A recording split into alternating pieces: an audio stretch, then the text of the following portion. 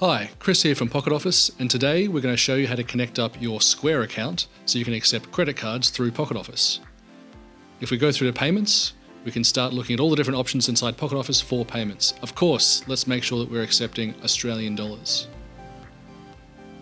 Excellent. Now that's set, we can come down here. We can actually see there is the newly entered Square information box. And if you don't have a Square account, you can easily sign up, and I'll do this for you now.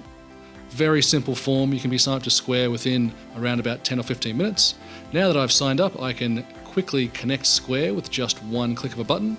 I add in my details that I just signed up for and click sign in. Make sure you allow permissions so that Pocket Office and Square can speak to each other. And simple as that, you're connected. You can now start accepting payments through credit cards run through Square inside Pocket Office. And anytime you want to try it out, there it is. And that's how easy it is to connect up Square and Pocket Office.